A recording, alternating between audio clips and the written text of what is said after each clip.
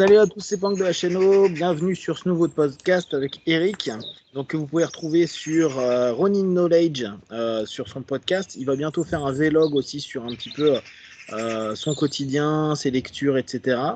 Et puis ses exercices physiques. Et Dao qui lui a un podcast qui actuellement est hyper actif, donc Philosoph Street, que vous pouvez donc retrouver sur internet. Avant de commencer, juste je veux rebondir sur ce qu'on a pu dire hier, où on voulait une plateforme solidaire. Il y a Omega qui m'a envoyé un URL alors à tester, à voir, mais qui s'appelle www.entraidecoronavirus.fr. Donc ça peut peut-être être intéressant pour rebondir sur ce qu'on disait en fin de vidéo hier. Et deuxième chose, j'ai de plus en plus de personnes, et je conseille aussi à Eric de faire ça, un groupe Facebook, pour proposer un petit peu des choses. Là, j'ai une copine qui s'appelle Nastasia, qui va vous proposer des cours de yoga, donc en français, en anglais et en russe, donc c'est plutôt cool. Et vous pouvez trouver ça sur sa page Yoga with Nastasia. Hop, alors je sais pas, non, on va voir que dalle, mais je le noterai en dessous, et ça vous permettra ça m'intéresse. J'ai une demande pour ça, exactement. Il y a des demandes, donc les gens se bougent les fesses, veulent partager, c'est ce qu'on disait hier, hein. Il y a beaucoup de personnes qui sont dans une démarche de partage. N'hésitez pas à aller sur ce type de groupe, n'hésitez pas à vous-même partager ce que vous faites, etc. Ça peut motiver, ouvrir l'état d'esprit des gens. Aujourd'hui, là, donc l'idée de ce podcast aujourd'hui, ça va être un petit peu, je trouve, de parler de quelque chose que moi je trouve un petit peu distordant dans l'information qu'on a actuellement, où on voit beaucoup de posts et de réactions de personnes qui vont être dans une idée à dire regardez tout ce qu'ils font pour un putain de virus, vraiment en critiquant cette notion de virus, avec où on va arriver en crise sanitaire, etc., avec tout ce qu'on est en train de vivre actuellement, comparé à ce qu'ils font par rapport au tabac, par rapport à l'alcool, par rapport au poids, par rapport à toutes les problématiques sociétales qu'on a, et les maladies, on estime que c'est pas assez.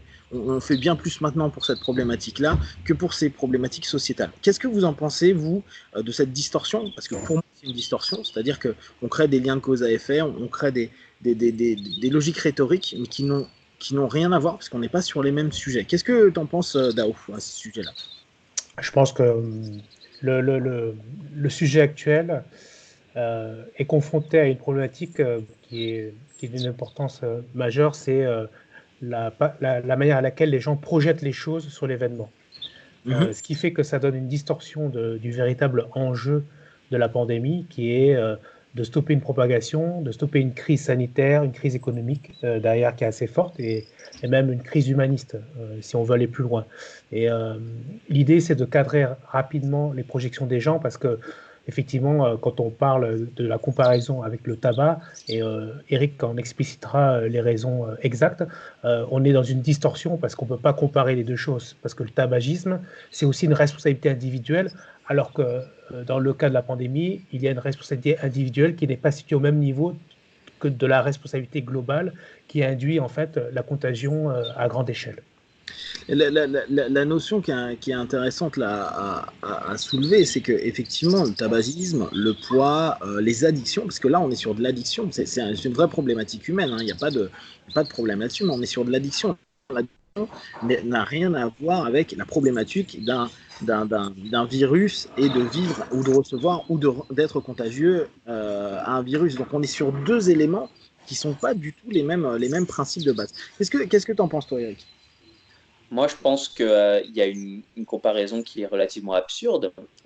Quand on se penche sur le cas du tabagisme, de la toxicomanie, de l'alcoolisme, malgré les arguments qui pourraient être avancés du tabagisme passif, de l'influence néfaste qu'on peut avoir sur son environnement quand on est dépendant à certaines substances, le tabagisme, l'addiction n'est pas contagieuse.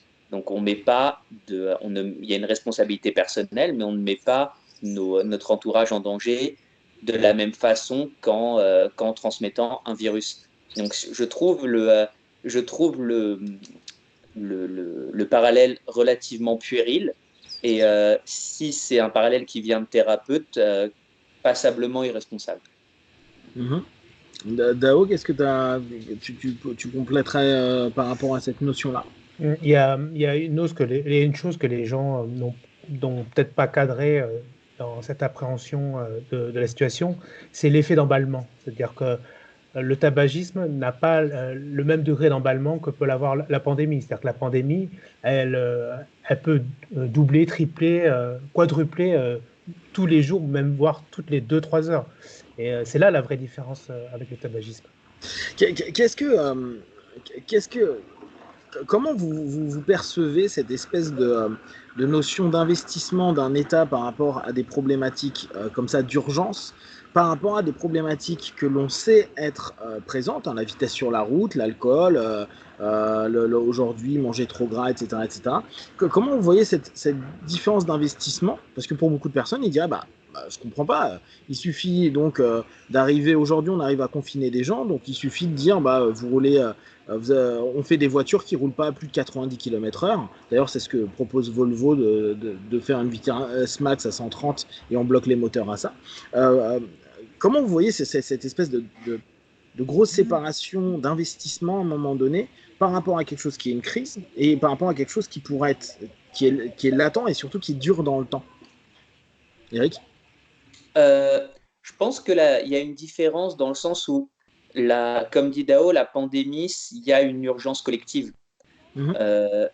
Alors que je pense que, comme dit Dao, certaines personnes ne réalisent pas qu'une pandémie qui s'emballe, c'est plus de morts en quelques jours que la route en une année. Donc il y a une échelle de valeur. Ça ne veut pas dire que les problèmes précédemment cités ne sont pas extrêmement sérieux. Ça veut dire qu'on est contraint à l'urgence. En plus de ça, on sait que le confinement, la pandémie, elle va être limitée dans le temps.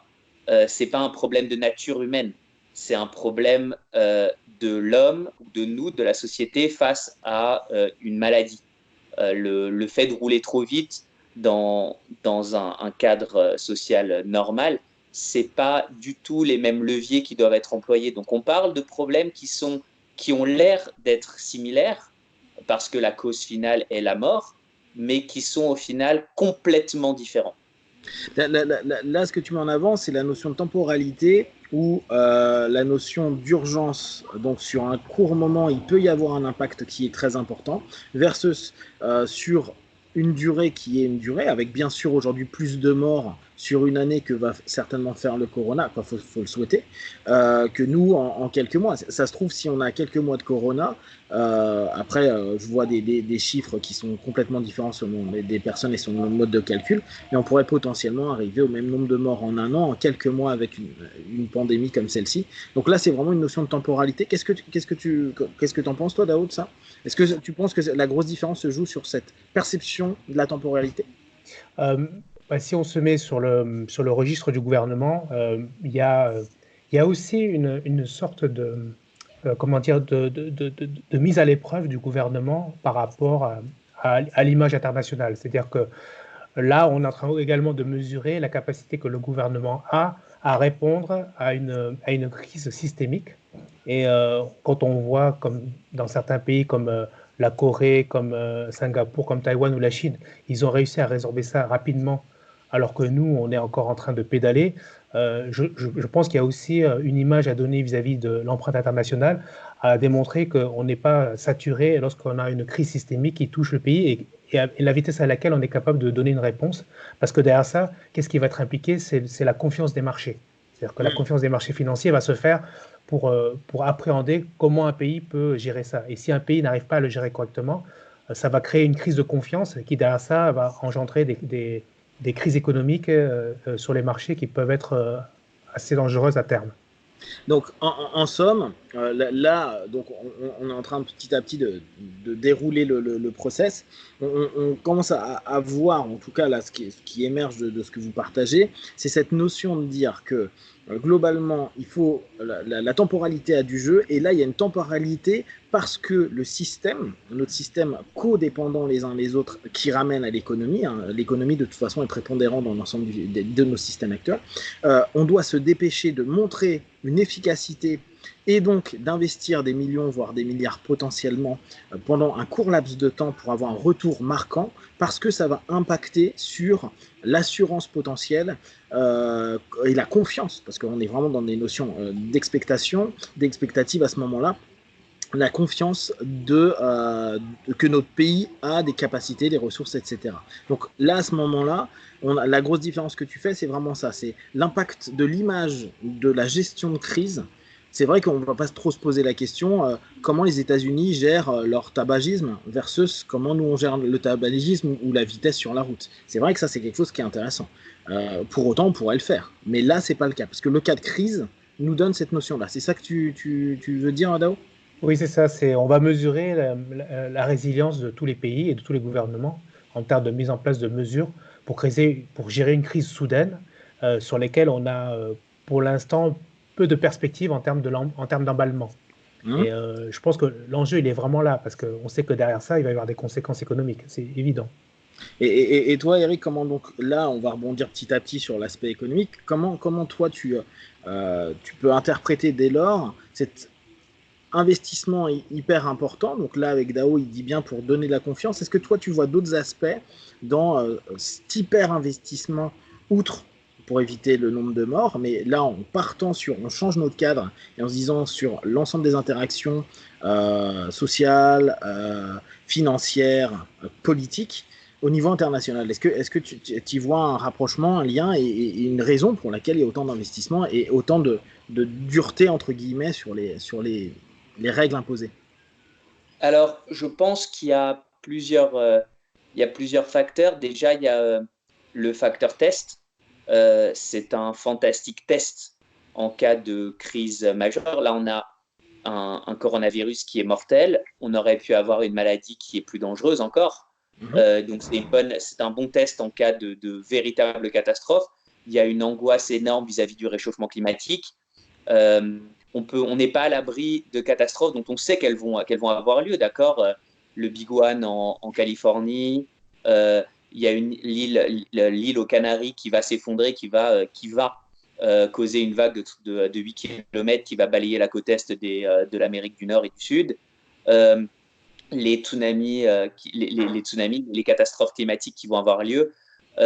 C'est un exemple d'ultra catastrophe planétaire, mais c'est une bonne façon de créer une mémoire, je pense, au sein des populations, de ce qu'est un effort de préservation mondiale. Et dans ce cas-là, c'est presque une version soft de ce pourquoi on pourrait tomber. Donc je pense que c'est un exercice et je suis certain qu'il y a plusieurs personnes qui le perçoivent haut placé, enfin, qui ont du pouvoir, qui le perçoivent comme tel. Je pense aussi que la dureté de ces mesures, elle est liée au fait que, encore une fois, comme je disais hier, il y a des scénarios très noirs qui ont dû être présentés aux chefs d'État, aux partis politiques, enfin aux représentants politiques, et on a quand même parlé de 480 000 morts aux États-Unis, 300 à 500 000 morts en cas d'absence de mesures en France. C'est des chiffres génocidaires, hein.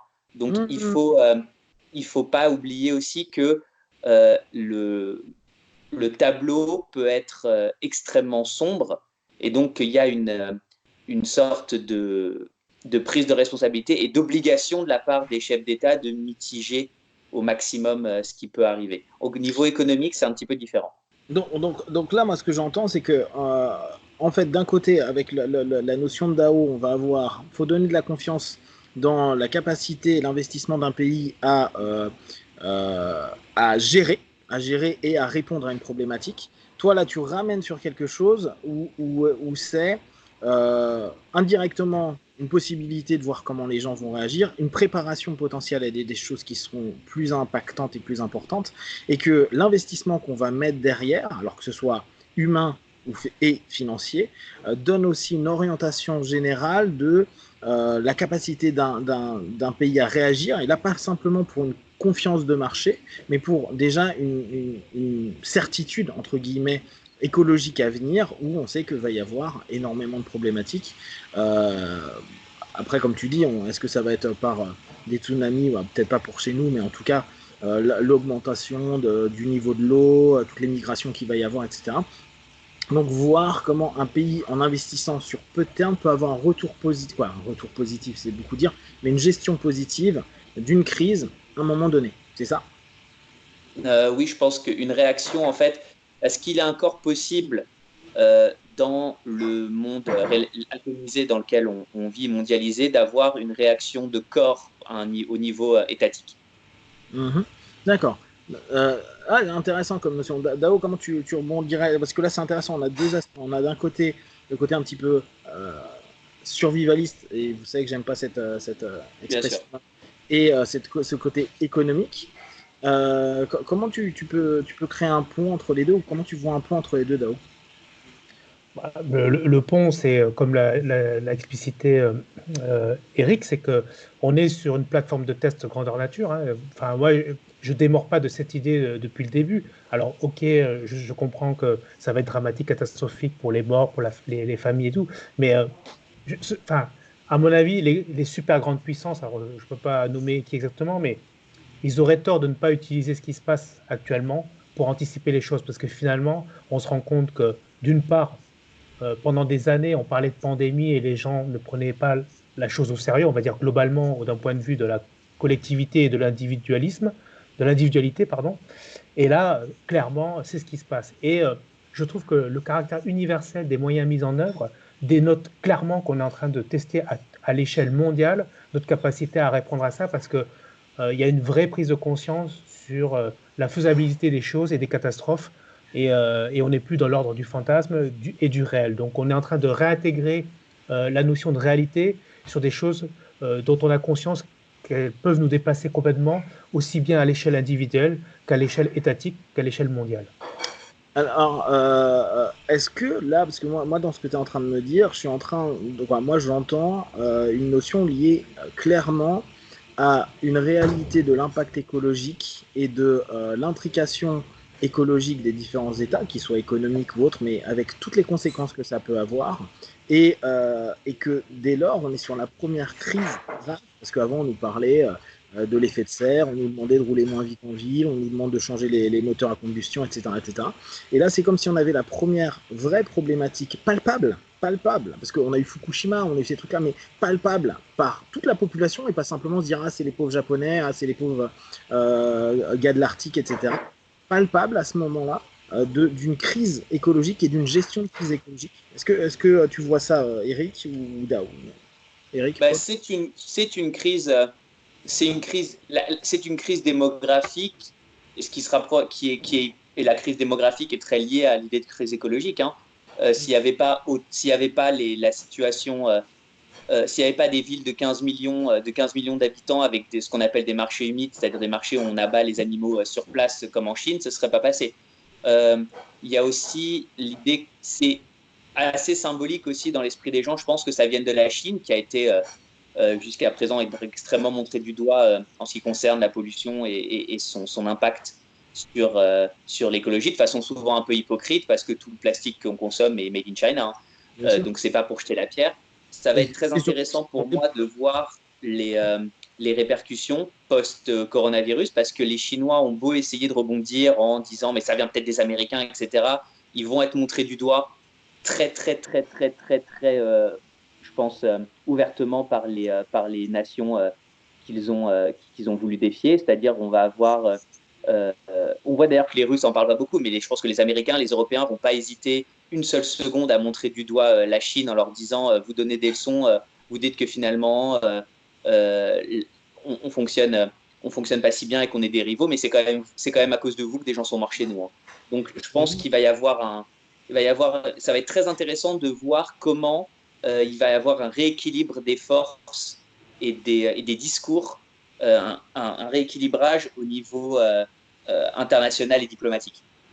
Alors, donc là, en fait, on touche, si je capte bien, hein, plusieurs aspects écologiques, c'est-à-dire l'écologie d'un marché, l'écologie d'un système financier, l'écologie d'une économie, mais aussi l'écologie des rapports humains, des rapports politiques, parce que là, il y a une écologie politique aussi. Il y a une congruence ou une incongruence politique entre les blablas qui sont explicités et la réalité qui est en train de se passer actuellement.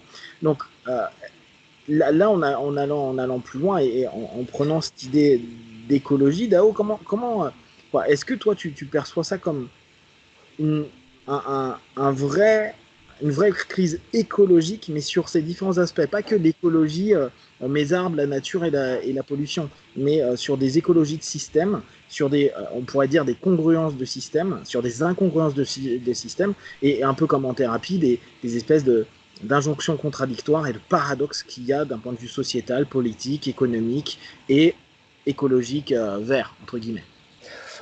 Il y a une chose que probablement la population et individuellement, on a, on a eu du mal à visualiser, c'est la forte intrication qu'il y a entre les différents systèmes.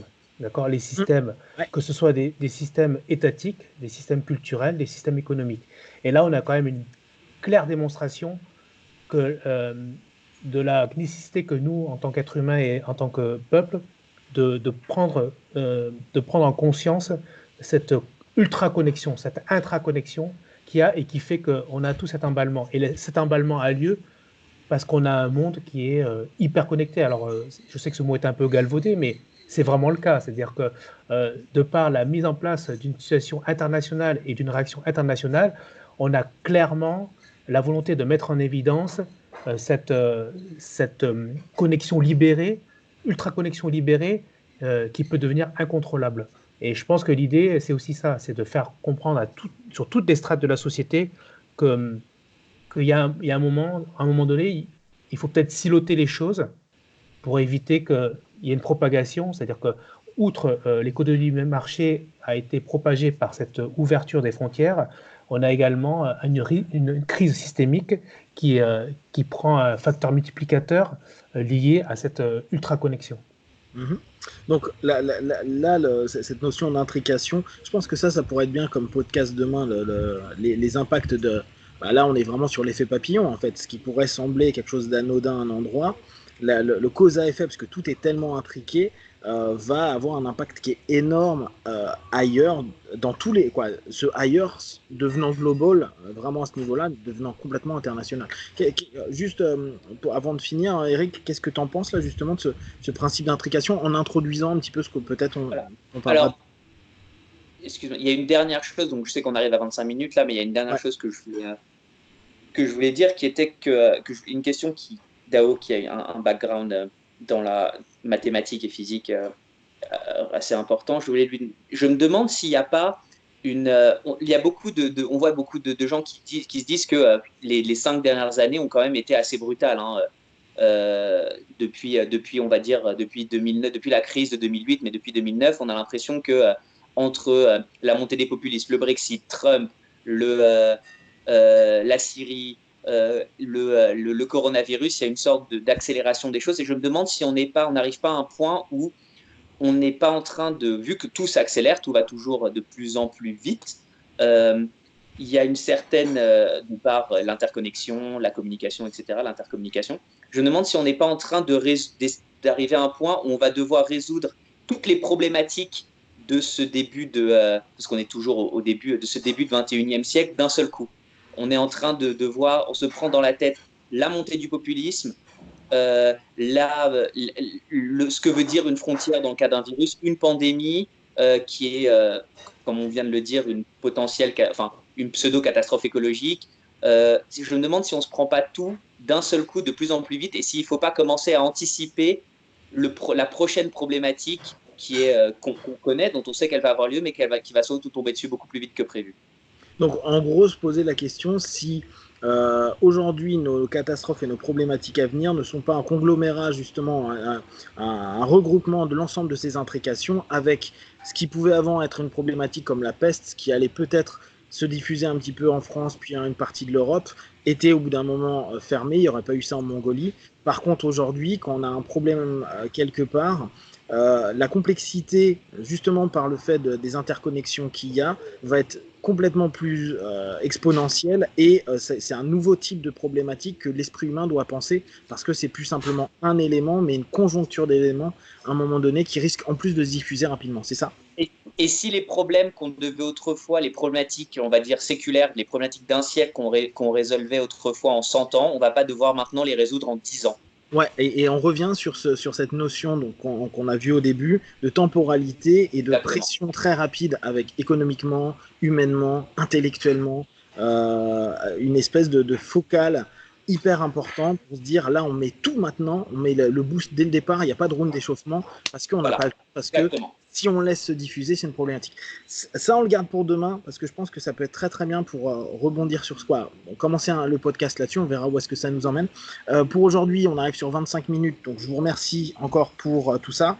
Je rappelle, Eric peut vous proposer des coachings en ligne par Skype, etc., etc. Pensez bien à une chose, voilà, peut-être qu'Eric va créer une page, on verra ça demain, où il peut partager aussi bien son jujitsu, son lifestyle, etc. Ça peut être intéressant pour des personnes. À savoir qu'Eric lit énormément, vous n'imaginez pas à quel point il lit, donc il peut vous donner plein de références sur les bouquins, sur les podcasts. Il a une culture qui est juste incommensurable. N'hésitez pas à rentrer en contact avec lui. Je mettrai le lien sous peu. Dao, pareil, il a une culture de ouf, donc n'hésitez pas à... Qu'est-ce qu'il y a, Dao? Oui, strong. Et il est vice-champion du monde, bref. Master. Dans ce catégorisage. Master. Master 12. Donc n'hésitez pas à rentrer en contact avec eux. Alors Dao est très présent sur les réseaux, notamment sur LinkedIn. C'est là où tu es le plus souvent. Hein. N'hésitez pas à rentrer en contact avec nous. On se revoit demain. Je rappelle que l'idée est toujours de partager au maximum. Donc, si vous avez des feedbacks par rapport à ça, ne serait-ce que le format, est-ce que vous voulez que ce soit plus long, plus court, etc., n'hésitez pas à le partager pour qu'on puisse avoir un meilleur podcast pour vous. Voilà, je vous remercie et je vous dis à demain. À demain. Ciao.